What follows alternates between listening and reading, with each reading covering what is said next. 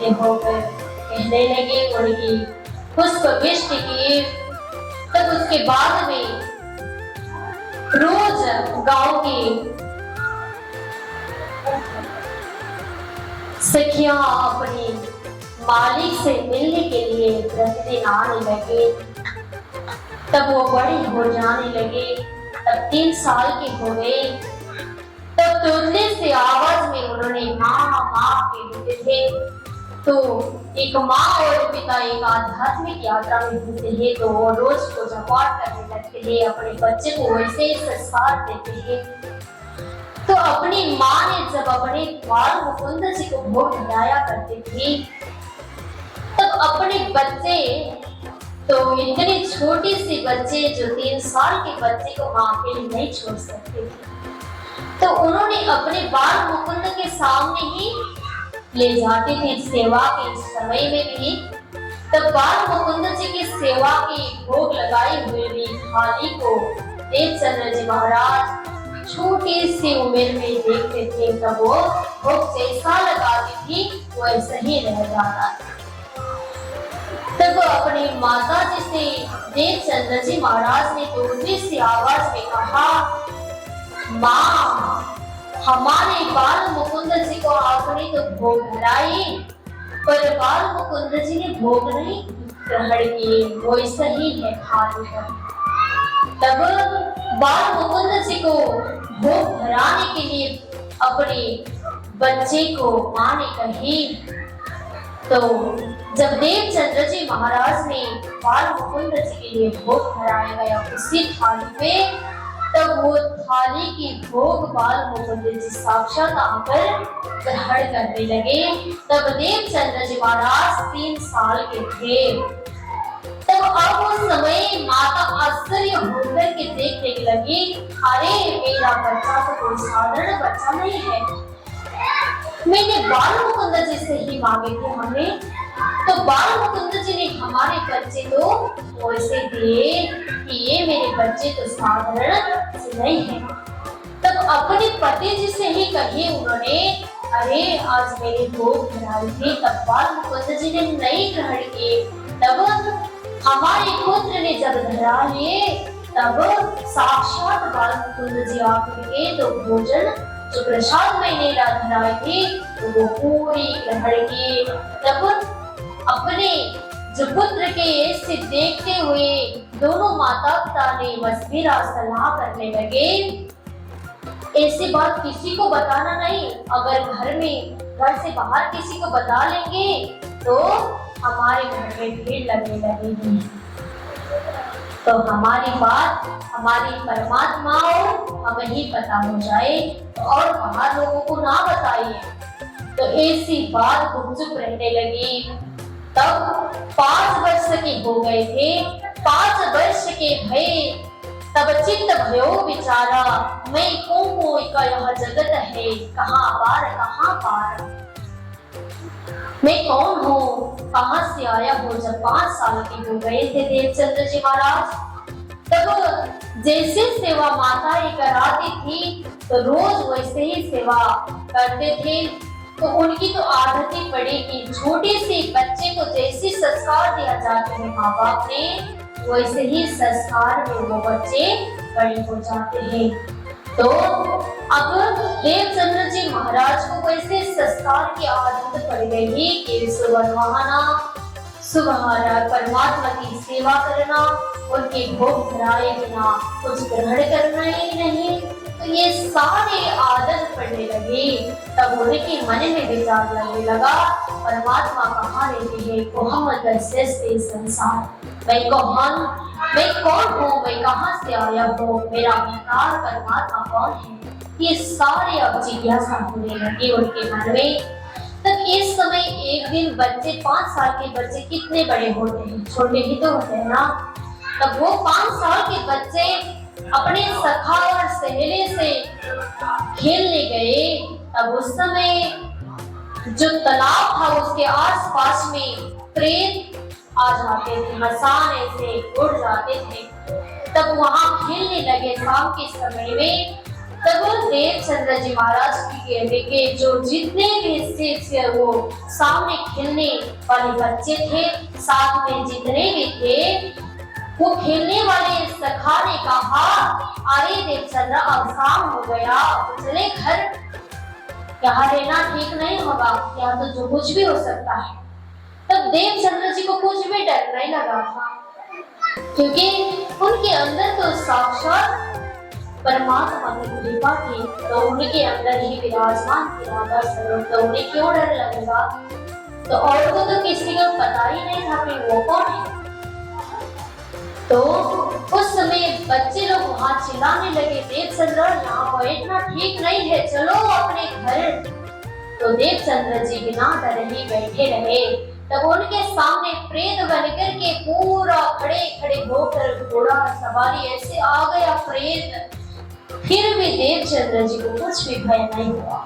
तब उन्होंने वो तालाब से वो जल ऐसे हाथ में लेकर उनको छिटक दिए। प्रेत योनि भी धन्य होकर देवचंद्र जी के गुणगान करने लगे, अरे देवचंद्र धन्य है, हम पवित्र हो गए, हमारे प्रेत योनि क्या हुए, मुक्त हो गए, कि आज जैसे पवित्र हाथों से हमारा कल्याण हो गया। तब उन लोगों की दिव्य लोक में प्रस्थान हो जाती है। तब ये सारे वो जितने भी बच्चे वहां खेलने आए थे, तब उनको पता चला कि प्रेत की आज ऐसी हालत बनी। तब देवचंद्र जी साधारण नहीं थे, तब उन्होंने अपने घर में जाकर के माँ बाप को कहा, अरे आज सखा ने ऐसे किए कि देवचंद्र हमारे साथ खेलने गए थे, तब उन्होंने ऐसे कर दिए कि वो प्रेत पूरा उनकी अर्जी करने लगे, ऐसा ऐसा कहा। तो सारी बात बताने के लिए बाद में तब उनके घर में अभी हल्ला फैल रही थी, तो गाँव में भी ये बात फैलने लगी। तो कोई ये बालक साधारण नहीं है, अब गाँव घर में भी ये बात की शोर चलने लगे कि देवचंद्र कोई साधारण बच्चे नहीं है, अवतारी एक कोई पुरुष होंगे, कोई आत्मा होंगे, ऐसी बात चलने लगी। फिर भी वहां उनके अंदर कौन सी शक्ति विद्यमान थी, राधा महारानी की शक्ति विद्यमान थी।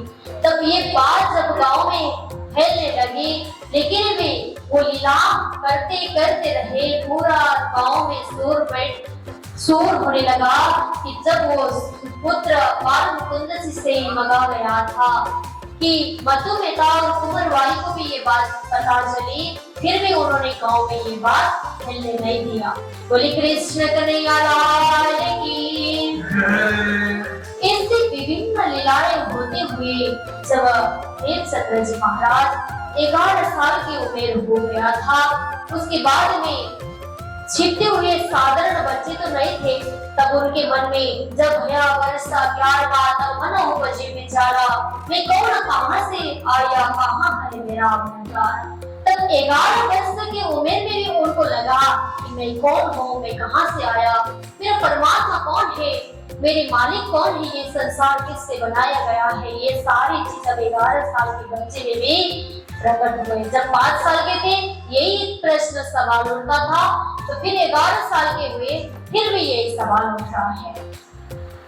कोई साधारण चीज तो नहीं है। तो फिर यहाँ देवचंद्र जी महाराज के मन में ऐसी भावनाएं प्रकट होने लगे। तब उनके आसपास में मंदिर बहुत कम था, लेकिन एक मंदिर था, उस मंदिर में जाके रोज दंडवत प्रणाम, निस दिन गृहे प्रेम सो सृजुल सरों के चरणा। परमात्मा की सेवा और अर्जी ऐसी होना चाहिए जो निस दिन कर सके। जैसे हम भोजन ग्रहण करते हैं ना, बिना भोजन रह नहीं पाते ना, तो इसी प्रकार आत्मा के लिए हमारे लिए क्या चीज की जरूरत पड़ती, परमात्मा के नाम की स्मरण की जरूरत पड़ती है। अगर आपके अगल बगल में कहीं भी कथा हो जाए तो वहां श्रवण करने से हमारे अंग के जितना ही विकार होंगे, उस कथा से हमारे विकार दूर हो जाते हैं। बोले कृष्ण कन्हैया लाल की, धाम के धने की। सब चाहे भी अपने परमात्मा की दो शब्द की बातों क्यों ना हो, वहां जाके कथन जरूर श्रवण करना, क्योंकि उस कथा से हमारे जीवन मंगल और धन्य बन जाएंगे।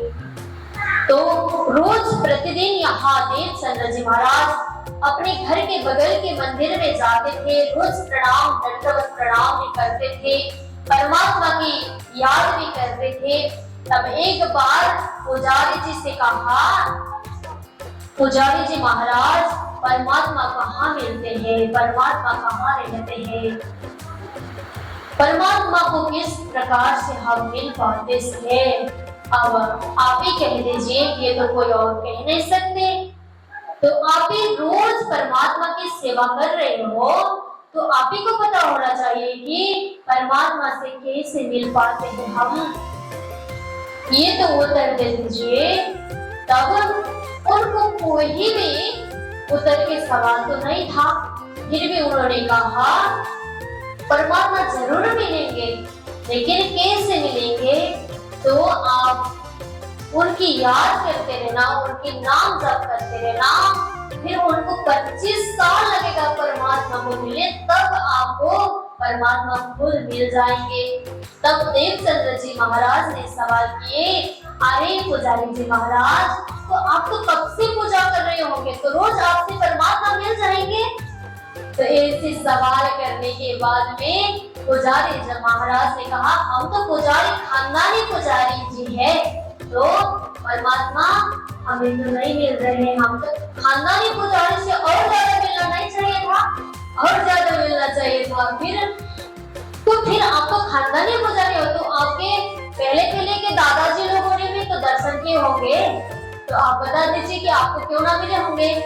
तो उनके बाद में सवाल नहीं था, तो उन्होंने कहा, अरे देवचंद्र, मैं तो कब से तो सेवा कर रहा हूँ, मुझे तो दर्शन नहीं मिले, पर मैं अपने पेट के लिए पूजा करती हूँ, आराधना करता हूँ कि सिर्फ मेरा परिवार को जगेरना करनी है। तो देखिए, हम कोई किसी को पंडित कहने से पंडित नहीं हो पाते, कि ये सारी चीज भी ख्याल होनी चाहिए कि अपने घर के परिवार को लिए भी वो अपने रोजी रोटी के लिए भी पंडित हो रहे होंगे, क्या पता, है ना?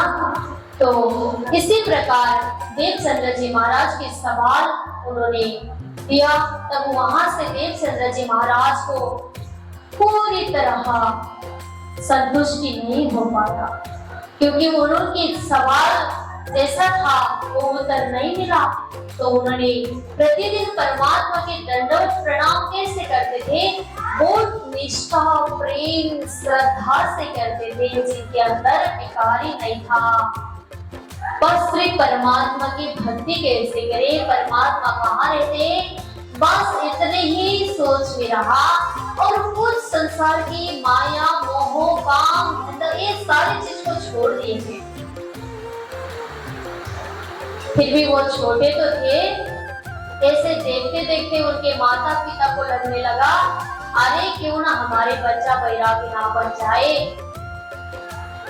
अगर एक ही बच्चे हैं, फिर वो बैरागी बन जाएंगे तो हमें तो कौन देखभाल करेंगे? अगर हम इनसे दूर हो जाएंगे और इन हमसे दूर हो जाए तो हम कैसे रह पाएंगे? हमने तो बाल मुकुंद जी की भक्ति करके इनको पाए, फिर भी ये बैरागी बने, तो हमें कितनी टेंशन की बात हुई। अब माता पिता के भी चिंता की बात होने लगी कि देवचंद्र जी महाराज आप कौन सी रास्ते पे चलने लगे। परमात्मा की भक्ति तो अपने माता पिता भी करते थे, लेकिन वैराग्य होने से हर किसी को चिंता रहती है। बोले कृष्ण कन्हैया लाल की। तो बहुत कम से माताएं पिता ऐसे बनते हैं कि अपने पिता, अपने माता, अपने संतान वैरागी बन के देखते चाहते वाले। तो कोई भी नहीं चाहते कि अपने बच्चा वैरागी बने। बस माया मोह से उत्पन्न हुए चीज कोई भी परमात्मा के चरण में पूरी तरह समर्पित बनने की कोई चेष्टा नहीं रखते। देखिए कि एक माता पिता जिनकी हुकुम था कि परमात्मा से ही उन्होंने संतान मांगे, फिर परमात्मा के लिए समर्पित करने में कितना परेशानी हो जाती है। देखिए कि सृष्टि तो परमात्मा की है, जिन्होंने निकाला, जिन्होंने पोषण किए, जिन्होंने जो भी कुछ किए, फिर भी उनकी कृपा के बिना तो हो ही नहीं सकता था ना।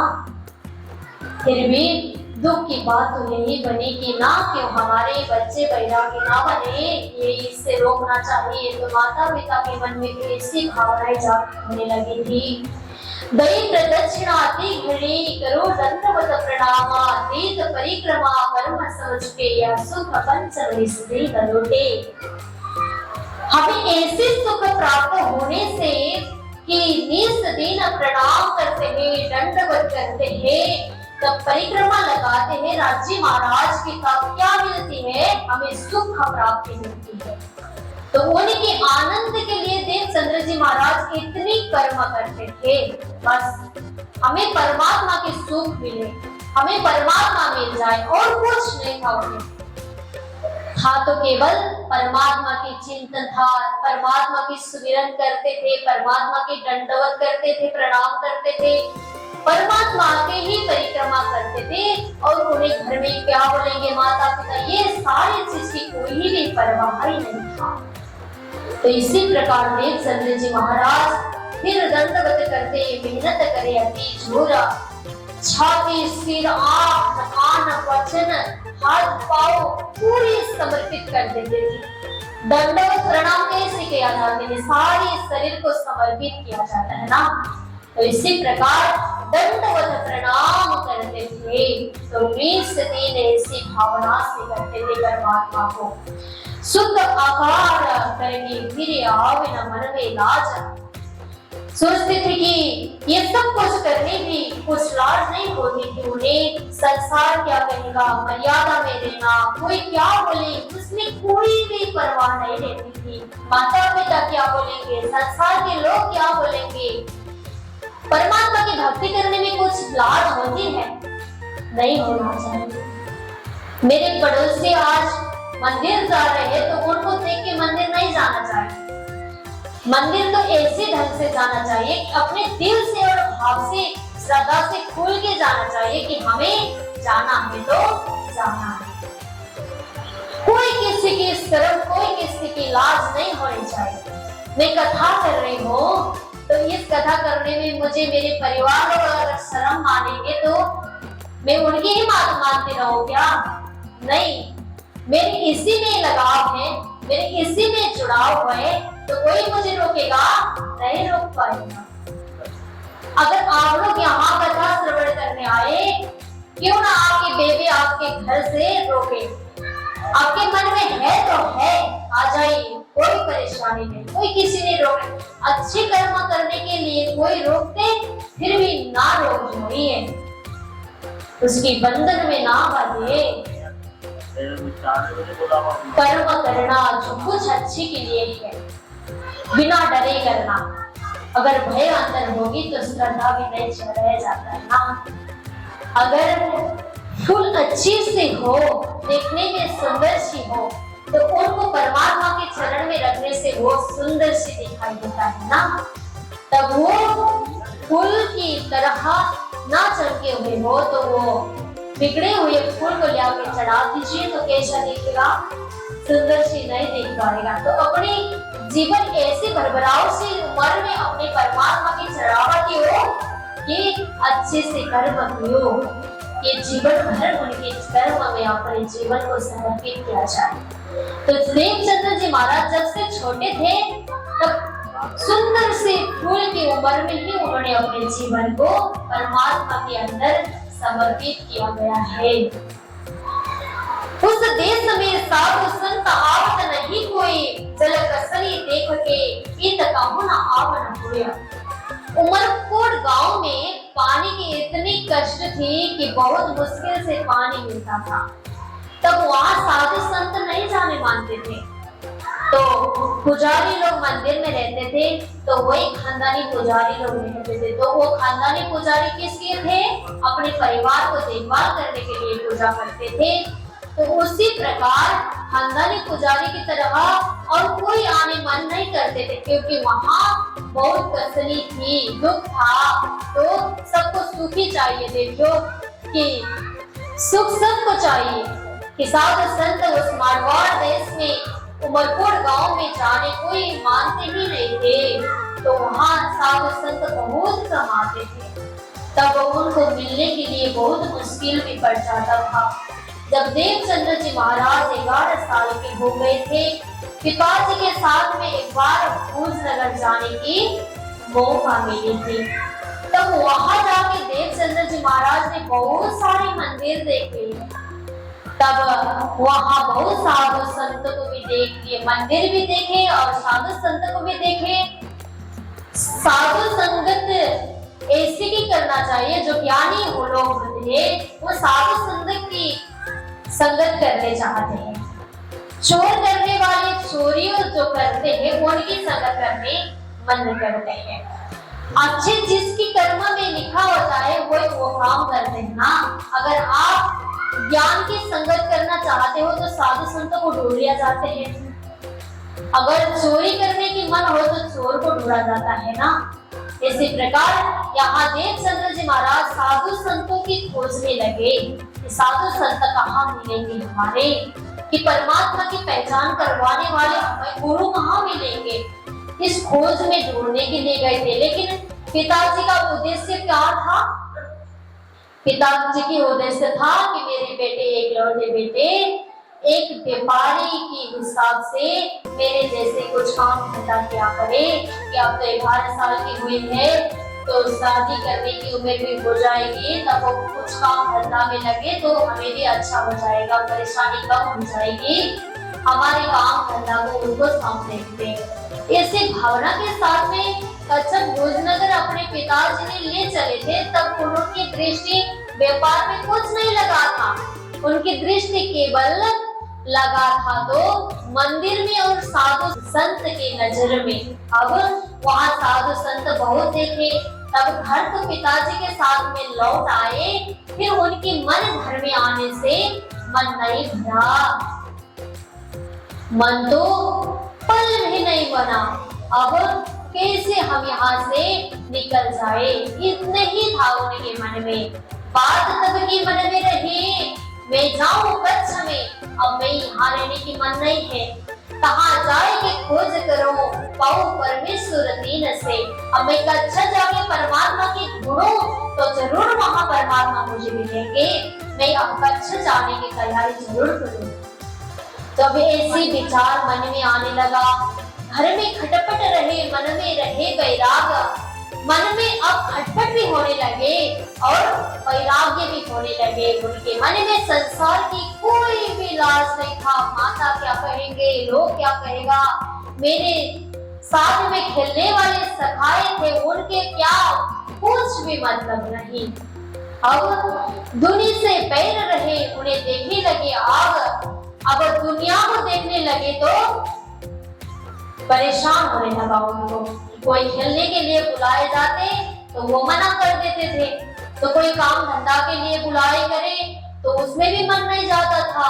तो उनको इतने ही था कि हमें परमात्मा से कैसे मिले, हमें कुछ भी नहीं चाहिए। न उनको माता पिता को देखना था, न संसार को देखना था, न व्यवस्था, न सारी कुछ भी नहीं चाहिए। उन्होंने अब घर से निकलने की चेष्टा नहीं की, बस और कुछ दिमाग में नहीं था। घर में खटपट होने लगा, मन माता पिता को भी उनकी चिंता लगने लगी। तब माता पिताजी ने कहा, अरे देवचंद्रा, तुम क्यों रोज मंदिर जाते हो? तुम तो घर में मंदिर रखा है, तो बाल मुकुंद जी घर में पे है, तो तुम क्यों मंदिर जाना है? तुम तो अब घर में रह के मंदिर की जैसी सेवा करो, भोग धराओ, यही दंडवत प्रणाम, जो कुछ करनी है घर में रह के करो।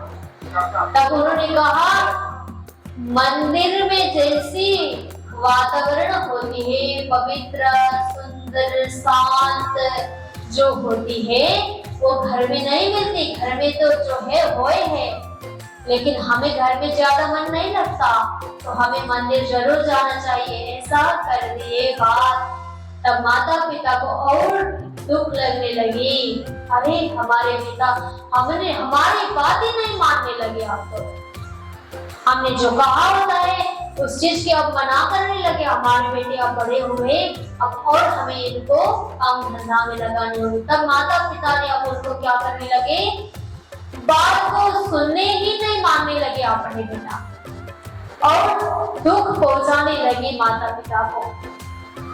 सच में हमारे बच्चा वैरागी होने लगे। इस चीज में से भी बचाना था, कितनी परेशानी झेलनी पड़ी। माता एक लौटे बेटे थे, वो भी ऐसे वैरागी बने तो हमें कौन देखभाल करेंगे, इसमें परेशानी थी।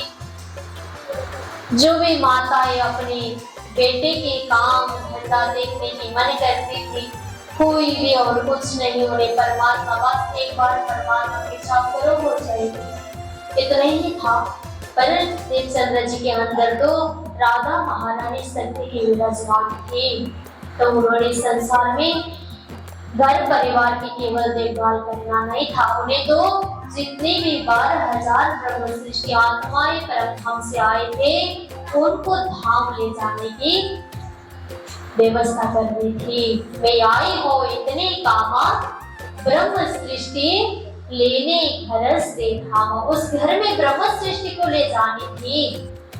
फिर देवचंद्र जी महाराज को कैसे संसारी मन लगेगी, तो उन्होंने अब बाल मुकुंद जी की सेवा निष्ठा से ही करते थे, मंदिर में जाते थे, माता पिता की बात सुनाई, कुछ भी नहीं रहा।